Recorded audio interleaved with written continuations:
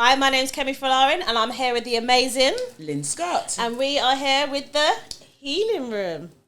I'd like to introduce our beautiful guest today, Stanley J. Browne. Thank you. It's again another honour to have him here. Before I introduce him, or before the cameras go to him again, I just need to say that he is responsible for this absolutely brilliant book. I will say right now that everyone needs to go and buy this. I second It is one of the most emotional books that I have read in a long time. It brought up so many emotions that's made me question again my childhood, and to have to go back into forgiveness of my own experiences. So thank you, Stanley. Thank you for having me. Thank you for this. So yes, there's a couple of questions that we'd love to ask you to help to heal other people through your journey. So yes, what I found interesting about this book, it was very much about the inner child. So can you tell me what made you recognise that the inner child in you needed to be healed? But before we go to there, takes all this time, tell us a little bit about yourself. Who is Stanley? Okay, Kemi. No worries. I'll answer both questions. So firstly, thank you for both having me on the Healing Room. It's a pleasure to be here. This is one of my favourite topics, is talking about how do we better ourselves, how do we heal from the wreckage of our past, how do we overcome generational trauma, how do we look at the inner child, all this stuff. It's one of my favourite topics. So firstly, who am I? Stanley J. Browne with an E. I'm an actor, I'm a singer-songwriter, I'm an author, I'm a father. It's important to acknowledge that as well. And I'm somebody who has done a lot of work on myself, personal development, to get to where I am today and to be able to write that book. And in answer to your question, lovely Lynn, when I first started on this journey was 28 years ago. I walked into recovery from alcoholism, drugs, and whatnot. And what I found was when I walked into recovery at the age of 23, so imagine there's this 23-year-old young man, grew up in East London, Hackney, gone through what I'd gone through, and decided it's time to heal from the wreckage of my past. One of the main things that jumped up to me when I actually went into therapy was the inner child. Little Stanley. Who's been taking care of little Stanley? And what I realized, little Stanley was screaming to be heard. And because he hadn't and wasn't being heard, he was rebelling. Big time, is what led me to a lot of the places that I ended up in, because little Stanley wasn't being heard. Little Stanley was angry. He was fuming, Little Stanley felt abandoned. Little Stanley felt rejected. Little Stanley didn't feel a part of this world. And little Stanley wanted to be heard. And so one of the first things, at the age of 23, I had a wonderful counselor, life coach, therapist, whatever name you want to give them. But basically for me, it's the therapeutic value of one human being sitting down with another and to be able to talk about what's going on for you, And again, your last guest I was listening in mentioned about, especially within the black community, that a lot of us, especially as black males, we don't open up. Because we've grown up with this ethos that, not telling nobody your business. Quiet your mouth, not telling nobody your business. But you know what? It's a human condition. Whether you're black, white, pink or blue. Right. The human condition is that you're as sick as your secrets. We all grow up with the family secrets that spread far and wide. So for me, fundamentally, as a human being, the shame. Especially the shame, you don't want people to know your deep, dark secrets. So when I walked into recovery and I opened up myself, I was introduced to my inner child. Yeah. And when I started to do the work around little Stanley, I realized, like, oh my God, you've been there all this time and I've ignored you. Like you locked them away somewhere. Locked him away. And every time he gets out and wants to come and pop his head and calls you to, and then goes back down again. And tell him to shut up. Yeah. Tell him to be quiet, you know. So that's in answer to your question, Lynn. And I can kind of emphasize on the journey now, you know, of what it took for me to start doing the work and the tools that I use to do the work. And once I acknowledged that little Stanley existed, I now had to learn how to parent him. Yeah, call it repairing. Exactly. Yeah. I had to now be the father he never had, the mother he never had. Because as my book talks about, my mum sadly suffered with schizophrenia. Yeah. So I had a taste of her motherhood until the illness took over to the point where I was now looking after my mother at a very early age. How did it affect relationships that you had with other people while you were going through this? Good question, because for me, what I realized, not doing the work with the inner child is the one who's driving the bus. It's the motion. 9 times out of 10. So what I realized in my relationships, not with just a significant other, but relationships with everybody in general, I was, instead of acting, I'm reacting. Yeah. You say something and I think that it's a bit out of tune, little Stanley's reacting. Because, and you know, and as you know, kids in the playground, we all know how cruel they can be. Very. Yeah. And why is that? Because kids are honest. Kids haven't figured out no filter how to filter things out yet. Makes you look fat. You know, why is your ear so big? Why have you got a big nose? They don't mean any harm. No. Yeah. It just means that they're just being honest. But now when you have an adult, behaving in that way and not having any decorum or being able to filter out or balance what they're saying, that's when it becomes even more harsh. And then you're frowned upon. And now you're pushing people away. So I've been through that. And also coming from the streets, you know, I don't want to go into the boys in the hood thing, but, you know, I grew up in the deepest, darkest of Hackney back in the 70s. And I was part of the ragamuffin, you know, way. You know, I grew up in that. Hence why I ended up in Her Majesty's pleasures on more than one occasion. I liked it when we came to your book launch where you talked about the Nancy and the spider. Yes. And how you got, navigated through life through. Brea Nancy, yeah.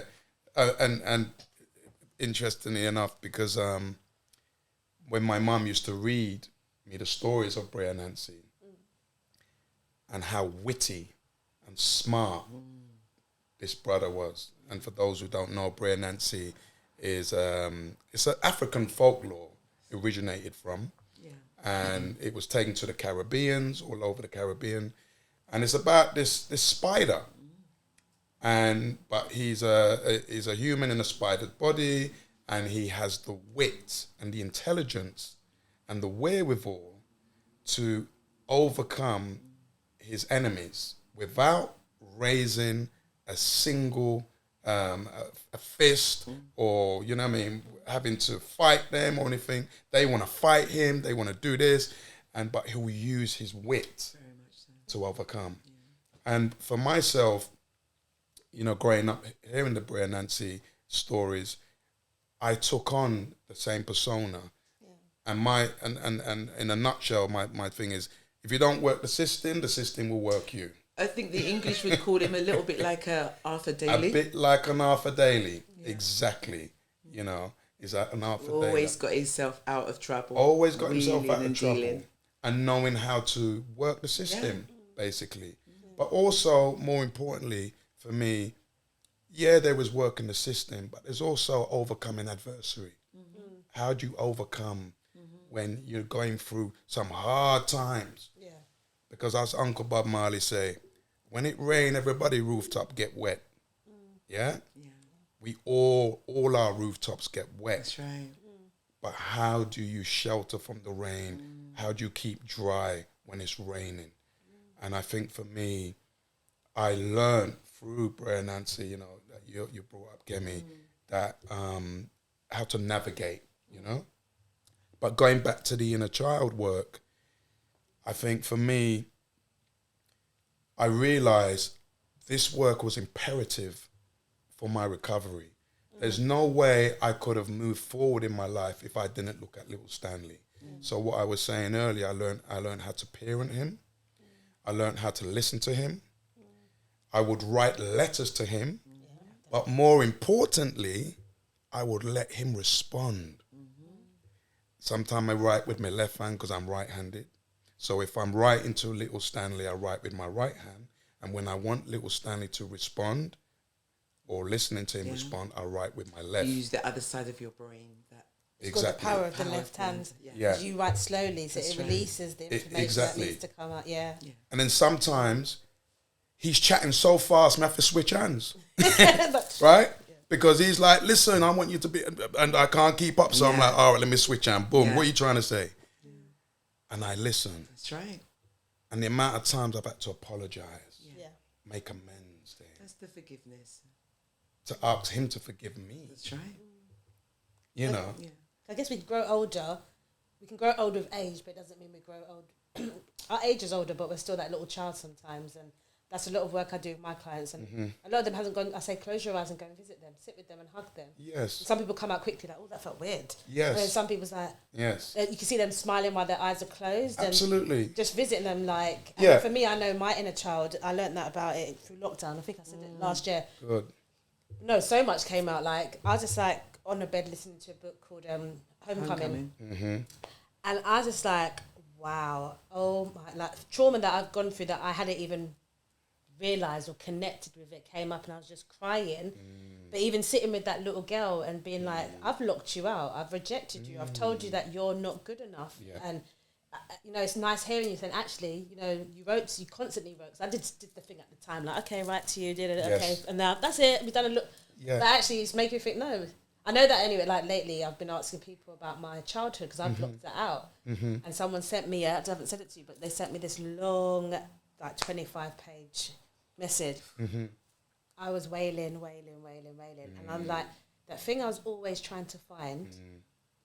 She'd pull it in there. That's where I got stuck. Wow. That's where that little girl got stuck, and her emotions became emotionless.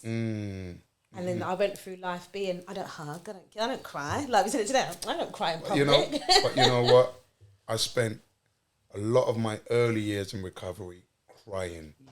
And for me, so firstly, you know, firstly I want to say, and I have to say this is fantastic, what you guys are doing. Oh, thank you. This is really good because you know why?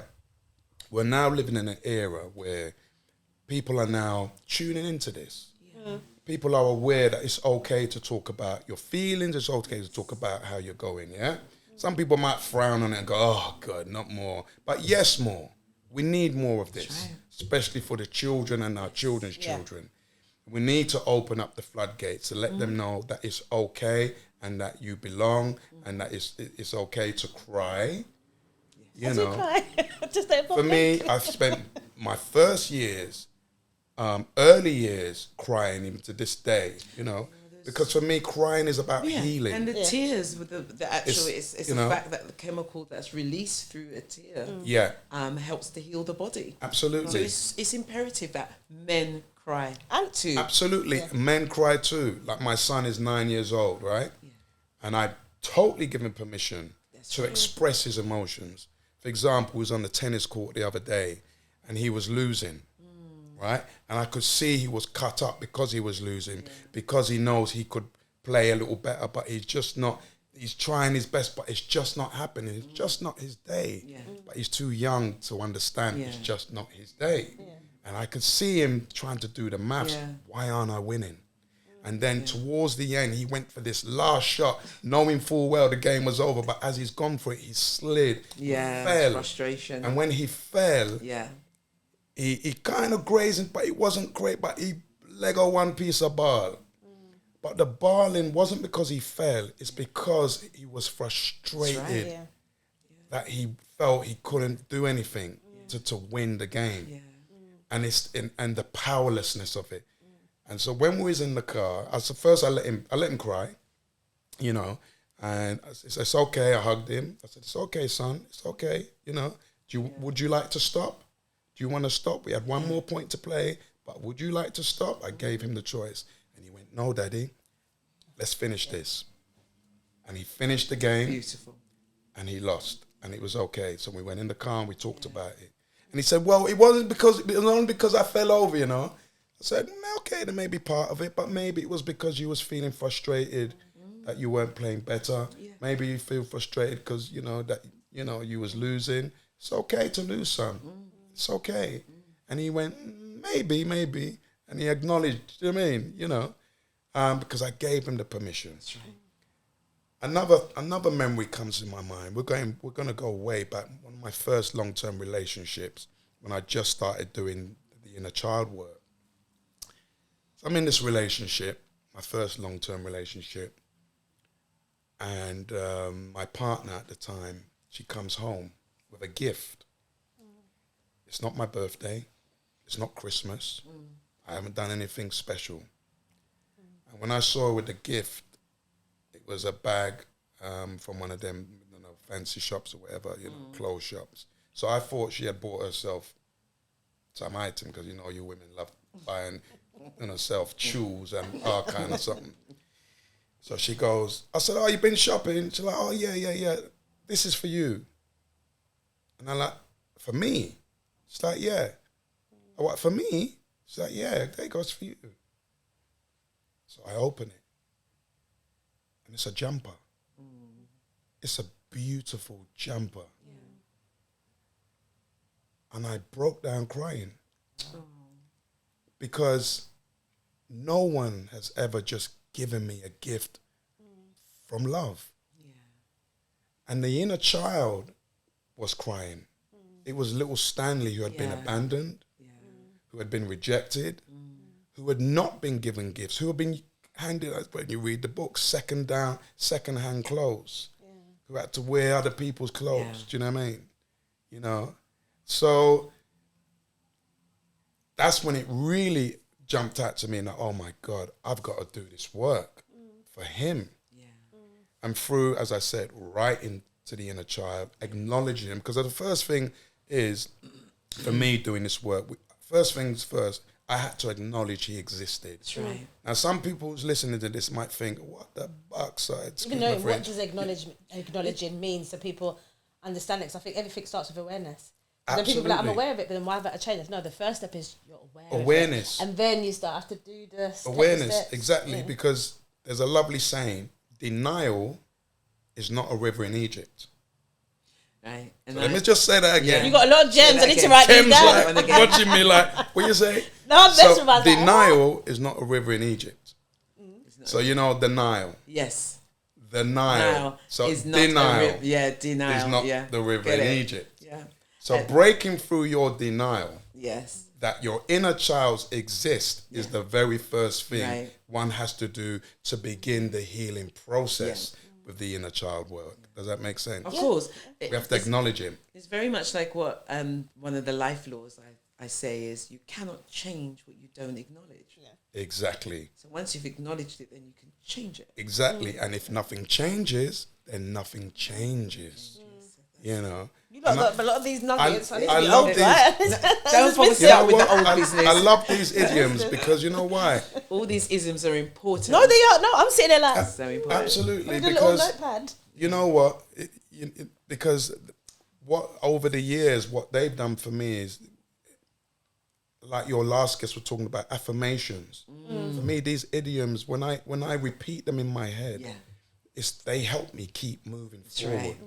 They help me to acknowledge the healing is still going on. Because you know another thing as well, this is about maintenance. Yes. Yeah. Once you begin, Once you get on that train. once you get on that train, You've got to keep oiling the engine. you keep, exactly. You've got to keep fueling it. You've got to polish it down. You have to polish it down, you have to clean But it. see, I have it in, when I look at that, I Yeah. took it, see it as like you get on the train, you go to one stop, you go to another stop, and some things you let out of your life. Yeah. Yes. But sometimes another thing comes on. That's it. You go to another Absolutely. stop. Yeah. Some things get Yeah. let off. Sometimes you get stuck in the in Yeah. the tunnel, and Yeah. you're like, okay, what's going on? That's like, right. Absolutely. But it becomes Yeah. too not painful because it is Yeah. it is a painful journey. It's a beautiful journey, but it's it a- can be painful. It's a beautiful journey, and you know what? I think once one begins the journey, what happens is the healing process takes place. Yes, it can be painful, but the rewards are worth it. far greater. It's a bit like putting a cake in the oven. Mm. The mixing of the cake, putting all the ingredients in. Yeah, It's not too bad. yeah, yeah, And it goes into the fire. yeah, yeah. That's Absolutely. the pain. But the beauty when at the other you end take of it, that cake out, it's nice, man. oh Nice. my goodness. And you know, and when we're looking at this, you know, I love listening to my inner child, and I give you examples. There's times when, and I'm sure others who are listening to this can relate. For example, you're in a setting, you're tired, you don't really want to be there, yeah. And you arrive at this setting, whether it's a party, whether it's a gathering, whatever it is, and your voice, the inner child, is clearly saying, I don't want to be here. Oh yeah. Why am I don't want to be here. You're not in the mood. And I listen to the little child and I'm going, you know what? I'm so sorry. I should have listened to you earlier. You want to go home? Yeah, I want to go home. I don't want to be here. All right, you know what? Beautiful. Yeah. 5 minutes, we're going home. That's right. I go, you know what, guys? I'm really sorry. I'm not staying. Oh, you're not staying? No. I'm gonna go home, and I can feel the inner child hugging me for standing up in their truth. Right. That's If that makes that's sense. Can you No, say I that appreciate again? that. Say that again. Just for standing up in their truth. That's right.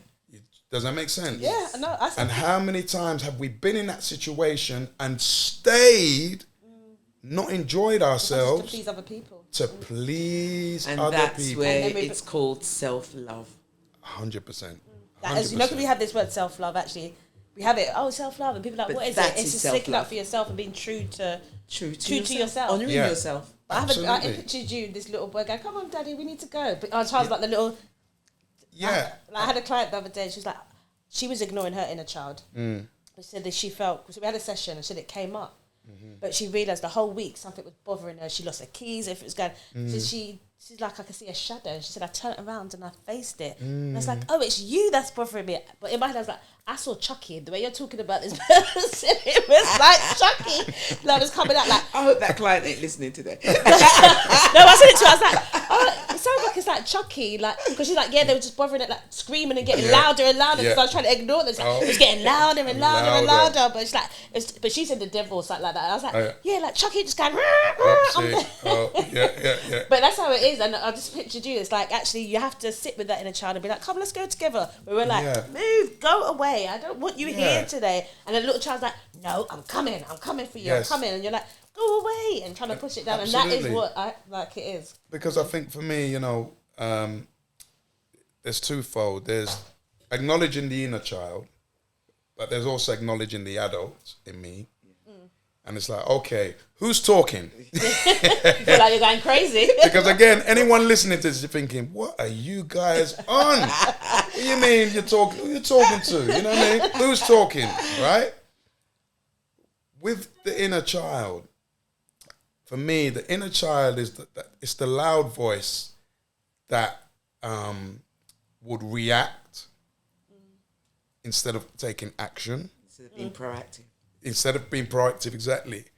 It's that loud voice who will rebel and stomp their feet.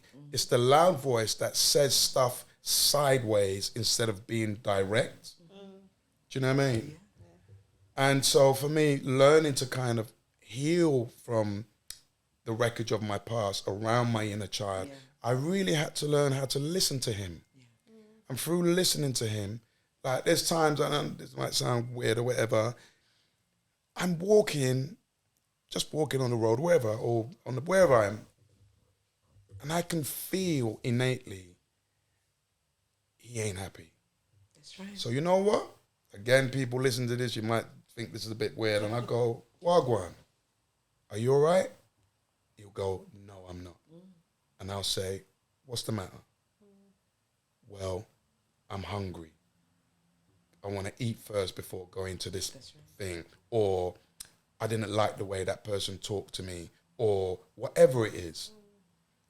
And don't get me wrong, I'm not sitting on the bus having a full-ass conversation with myself. What you are saying right now, everyone experiences. Exactly. But we don't realise what's happening, though. But guess what? We all experience it, but not everybody want to admit it. Yeah. But this is why comedians do so well, because they say the stuff we're thinking and feeling, because we don't really want it. Oh, you say that? You feel that too? All right. Yeah, that's me. But that's why we can laugh aloud. Yeah. But also realising it and understanding it, because we've got guts. Our body tells us everything. But Absolutely. Sometimes we haven't learned how to listen to it. It's only when, like, say someone's come out and you was like, you know what, I got this feeling I shouldn't go, but you bypass it. When you go, you'll be like, that's why I felt that feeling. So sometimes we haven't learned to be in tune to it. Like when we feel it, no, I'm staying home, today. But that's why, again, it's so important to self-coach, because that's exactly what you're doing. Absolutely. You're actually having to talk to your best friend. Yes. What would I tell my best friend? Yeah. In these situations when you're questioning yourself. Absolutely. I think I need to go and meet little Kemi. Yeah. She's been coming up all week and all my clients, and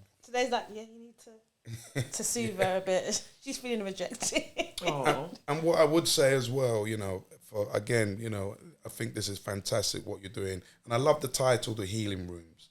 And for people who are listening or tuning into this, wanting to find some kind of solace, wanting to find some kind of way out of whatever's going on for them, there's many roads to Mecca, right? There's so many different types of therapies, healing techniques one can do. There's so much. It's about finding what is right for you. Because when you to tune in to hear someone like myself who's been doing this for some time, and you guys, one can feel a bit kind of either out of their depth or whatever. But you know what? Sometimes it begins with just being gentle with oneself. Sometimes it begins with just like, okay, you know what? I'm going to take myself for a walk in the park, to be in some green space, to be in some kind of tranquility, or going like I love to swim. I love to swim, sauna, and steam, and tennis. Tennis as well. But my main kind of tools for maintenance is swimming and the sauna. I've been going to the sauna, which I call my church, for the last 20 odd years, religiously, my church. Every Sunday. Yeah, that's mine. Every Sunday. That's what we do.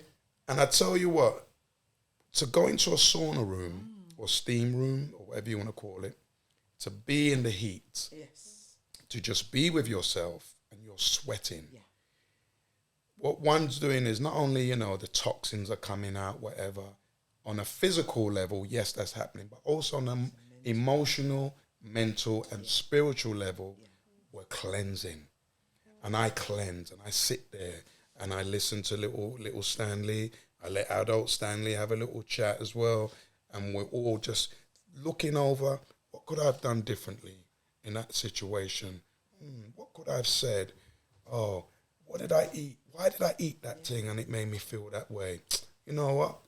What am I gonna do after? Just being reflective. Absolutely, being reflective.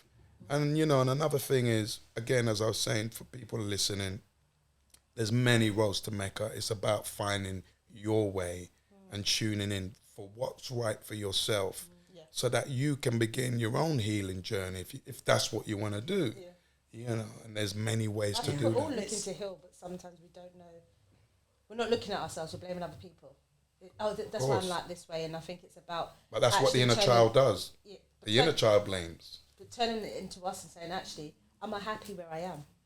Yeah. And if I'm not, what do I need to do to improve, to change, to not just be like, oh, that's just the way I am? Absolutely. Like, I've learned about attachment style. I think yesterday, a lot of it, I was just like, I could see, so I've got an ambivalent attachment style. So I'm like, beg me, But then you're begging, and I'm like, well, I'm not still coming. And when you stop begging, I'm like, oh, I'm coming. Yeah. But I can see it. It's annoying because I can see it in operation. Like, Kemi, why are you doing this? Yeah. Like, stop. But it's like it's automatic. Absolutely. And that's the beauty of counselling. I say we're all still on a journey. We're all on a journey. We're not okay. We're all healed and perfect. It's a journey. And what you said earlier about the blaming thing, this is what kids do.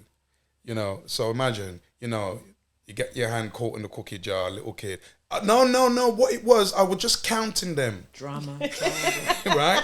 Or something happened. No, it wasn't me. I never did that. What happened? Right. I put that. No, that wasn't me. That's what they do. They live in a little drama triangle. Of course, because They don't as really children, we're still as children. They're learning how to take responsibility and ownership for their own actions, Accountability. and take accountability. But they're kids, and kids should be allowed to make mistakes. Yes, they should. Because that's how we learn to take responsibility and be accountable. And put boundaries through making those mistakes and learning boundaries. Yeah. But we're not going to learn all that if we don't go through it. That's right. Yeah. And if you're a 8, 9-year-old like my son, you know, and you got a dad like me, I'm going to be like, son, come back, we'll talk here. Yeah. So look, you know, you're blaming him, blaming that, but hey, what was your part, you know? And I help him to see that, hold on a minute, you played a part in this. And it's okay to be wrong. Yeah. It's okay to make mistakes. No, hey, it's okay. Because that's how you learn. You know, that's how you learn. You know, you've answered what the final question I was going to ask you is, you know, what advice would you give to others to help them to heal their inner child? Absolutely. You've answered quite a few. Bits, I mean, I know there's more gems that absolutely. You can give I'm more than happy to reiterate and just, you know, summarize what we kind of spoke about. Absolutely, 100%. I think for me, one has to first acknowledge that you're ready to heal, or you want to heal, or have a desire to heal. And then you have to ask yourself, well, what is it I want to heal from? Because that's the key. Does that make sense? Yes. Because some people say, well, my relationship. Some people might be their job. Yeah. Some people, their dog died. Right? Because we all have trauma in our own way. We all got our own PTSD coming from whatever. And you know what? PTSD, you can move house and get PTSD. Right? Because if you've been living in one place for, say, like 20 odd years, 30 years, 15 years, 8 years, however long, if it's your safe haven, and then you have to uproot from that and move to a complete different environment, new neighbors, all of that comes into play. The new walls, getting to, you know, this whole energy, that can be trauma for people. So I go back to, excuse me, you have to ask yourself, what is it you want to heal from? Once you can answer what it is you want to heal from, then you can go, okay, where can I go to access that healing? But could I hold you on that part? I don't know if you said, when you said what you want to heal from, I know I went to all different types of therapy. I did EDMER, I did counselling. I was like, nothing's like, no, this is not working. I'm looking for this thing. And it's only probably, I'll say, the last 3 weeks, I'm like, the person that I was looking for is my bloody self. But I'm trying to search. So sometimes you don't know what you need to heal from. So there's a thing called presenting passes. Our past always presents itself in the present. True. So it tells us about our patterns of how we react and deal with people in the now. But sometimes you might not know. You just know that there's this uncomfortable feeling. I've had it for years where it's just like something doesn't sit right. I can go this far, but then I can't go further than that. And I'm like, what's blocking me? What's stopping me? But it's always myself in the way. Yeah. But sometimes I don't know, you, oh geez, tell me. But if you actually could say it's this. Like, I used to go to counselling. My friends would say, oh yeah, I went about my dad. They went about this. And I'm like, I don't have a particular thing that I need to work on. I feel like I need to put you in the chair now. No. We can do some therapy with you now. But I'm saying, don't do that. No, it's okay. But that was, do you know what I mean? I hear you, Kemi. And also, but that's okay. Yeah. Because I believe you are where you're supposed to be. And it's okay not to have a particular thing. And it's okay to have a feeling to go, okay, you know what, there's some stuff going on. I'm not quite sure what it is. And that's okay. Because you know what? For me, that's what triggers the process to begin. acknowledging that, hold on, something's going on. I'm not quite sure what it is, but I'm acknowledging it. I'm not going to go, right, let me go down to the pub, or let me buy a bottle of rum and let me just push this down, or let me just buy a whole pack of biscuits, some chocolate and cake, and let me just keep shoving this in me to stop this feeling and change this feeling. I think for me, what I've learned is the first and foremost important thing is to acknowledge it. Once we acknowledge it, then we can decide what we want to do about it. Hence why I said one needs to know what they want to heal from. Okay, no, that's what I wanted to clarify. That it's not that you might know particularly that it's this, but you just know there's something. And that's okay. And what you find happens is something just clicks, and you realise that's what it was. Yeah, I found myself. I'm like, oh, that's what you're trying to do. And that's why I came you might not know the specific thing at the beginning, but I can't say it. That's why I'm laughing. But a heavy tongue. But as you go through the journey, like being on the train, and you come to a particular stop, you realise, that's what I needed. I was on the wrong train for long, like. But that was part of the journey, and that's why I want to highlight that it's part of the journey. Part of the journey. Trust the process. You know what? Sometimes, like in answer to your question, Lynn, earlier about, what would I say to others to begin and how could they help themselves? One of the things I did as well was I went off backpacking, right, around the world. Now, not everybody can do this. No, it needs your kind of money to do that. Right? But believe it or not, Kemi, I'm glad you said that, because a lot of people think you need a ton of money. You don't. All you need is your ticket and the courage to do it. Because what will happen is once you go off, the universe will provide and you'll find your way. Yeah. And they have they have these things called backpackers hostels. Cheap as chips, right? And especially when you go places like Africa, India and all them, and you start convert your sterling into rupees and big money. You live like a queen out there, right? But anyway, I digress. I'm going soon. I digress. The point I'm making is, sometimes it might be a walk in the park, but also sometimes it might just be you getting on a plane somewhere you don't know, taking yourself out of your comfort zone and just being in a different environment by yourself with your inner child. We've both done that. We've both because done that. The therapeutic value, like I went off, I was 29, was I 29, beg your pardon, 29. And I bought myself a round the world ticket. And it was meant to be for 1 year. 4 years later, I come home, right? And that's book two. That's book two. But what I'm trying to explain to what I'm trying to get out is, you triggered it when you say, you find yourself. Sometimes we have to lose ourselves to find ourselves. Right. And of course it can take place in a therapy room. Sometimes it can take place just traveling. We've been doing this, we're part, our ancestors, our predecessors have been doing this from creation. We've been traveling from one place to another. But when you take yourself out of your comfort zone and you arrive in a country that you're not familiar with, the language and all them kind of thing there, yeah? What happens is this. You have to in tune to your guts, your instincts you mentioned earlier, your intuition, all that stuff, that innate stuff that we're born with comes to the forefront. You need it now. And because you need it. Yeah. You have to know, well, if I step into the jungle there, is there a lion? Is there a snake? Yeah. What am I going to do? What are you going to do? You with me? And exactly. But more importantly, and I'll end on this, is what I realized is when I went off on my journey was the fundamental thing that we all have to hear is we are not alone. You are not alone. There's so many other people on this journey. So when I went backpacking, there I am, especially as a black man, I'm thinking, boy, are they going to even let me in? Am I going to get somewhere to stay? Am I even going to get food? How are they going to welcome me? How are they going to take me? And what I realized when I went off, there was tons of people backpacking, doing exactly the same thing from all walks of life. And some people were backpacking because they had broken up out of a relationship, their mum or their father had died, or they lost a loved one, or whatever. People go for different reasons, or it's just sabbatical because uni done and they want to have a little break before they start work. But what it is that it's one of the oldest forms of therapy, I believe, that we could actually do for ourselves. But what's it, when you said about other people have the same thing, I think, what is it, that when you open up and share, you realise, well, you go for that too. Yeah. You go for that too. But because we're so, I guess, in the black community as well, keep your things private, don't say nothing. We go through so much.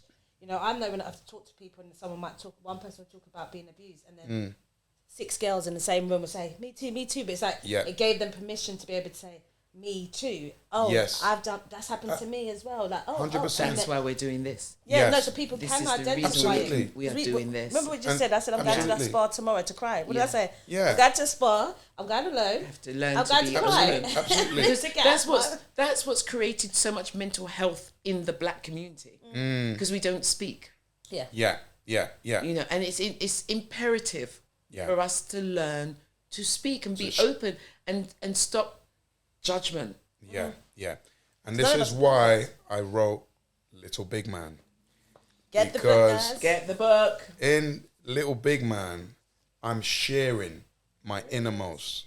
That people should be ashamed of. So- What would be ashamed of. And why would I share such stuff? Learning to be vulnerable. Because it's not only sharing my story, but I'm sharing your story. Because it's about a we, not just me. And also, nothing happened before the time. And everything happened for a reason, and all them something there. And I know that we're now living in an era where, you know what, it's time. You know, it's time. And we all have a story. And it's giving you the permission to share yours, to look at yours. If I can share mine, I'm giving you permission to share yours. And that's what it does. Because before I wrote that book, I read autobiographies back to back for years, knowing full well one day I was going to write and share my own story. But for me to get to that point, I had to, you know, have a healthy diet of autobiographies for me to go, okay, right, you know what? They've given me permission now to share my story. This one makes you laugh, it's hilarious, it's emotional, it's get the tissues ready, it's you want to throw the books, you want to scream. And I think it opens up. It's so powerful, and it's also massive healing. Yeah, no, and I think for men, not just even Massive men, healing. but Thank you, Lynn. for men, I think just coming and watching, like I said, I don't cry in public, Oh, and I the left book there, and I launch. went to the car and I was just crying, and it's trying to touch me. And She I'm like, literally, why you touch me? and I just had to hold her and hug her. Yeah, She was at the because- car, bawling, bless. and Kemi, as they say, people who know Kemi, she does not cry. I don't do public crying. Yeah, Powerful. She bawled But the that book, day. I just like The book launch was powerful. It It was was. a very healing very- energy in that room. And no, you know. I left there saying, stand in your power and stop being afraid of what people have to say, because you can't change your story. That is your story. that is your no matter how story. ashamed it is, no Yes, matter right. how rejecting or painful or whatever, it's your story. Like one day you Absolutely. look back, and I always say things that happen become your testimony.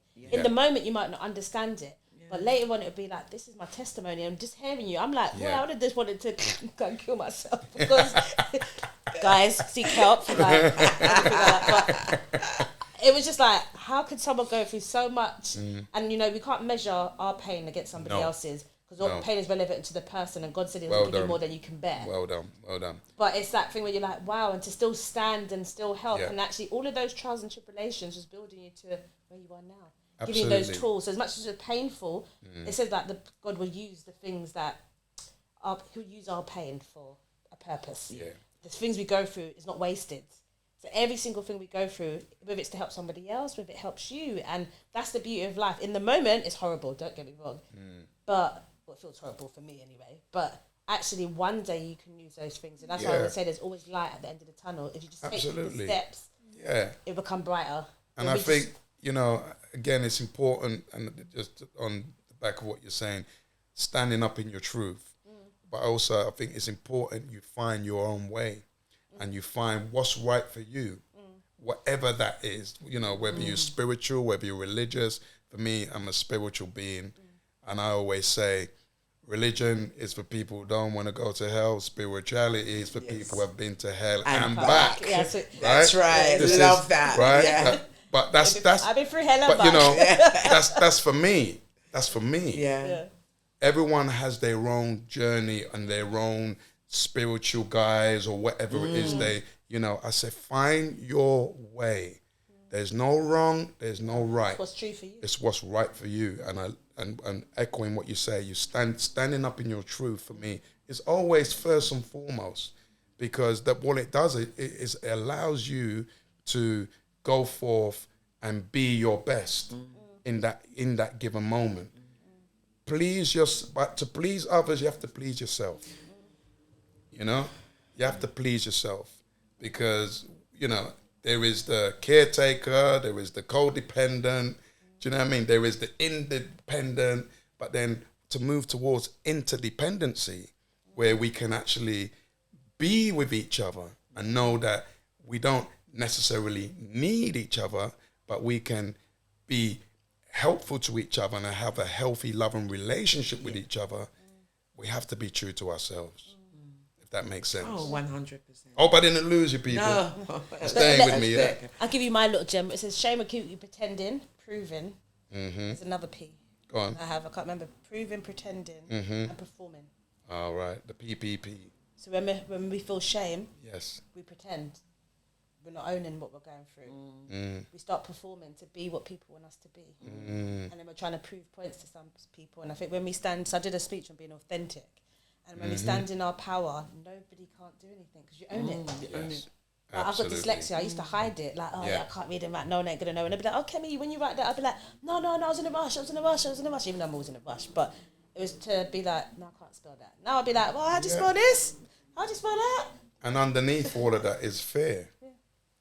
Fear of being exposed. Fear of being rejected. Fear of being embarrassed or ashamed. And I'll leave you with this. I wanted the last gem, but you can have it now, Jack.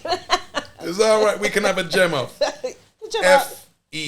F-E-A-R. I'm dyslexic, so F. Fear. It's okay. F-E-A-R. Yeah, sorry. You can forget it, escape from it, and run away, or you can face it, endure it, and recover. Love that.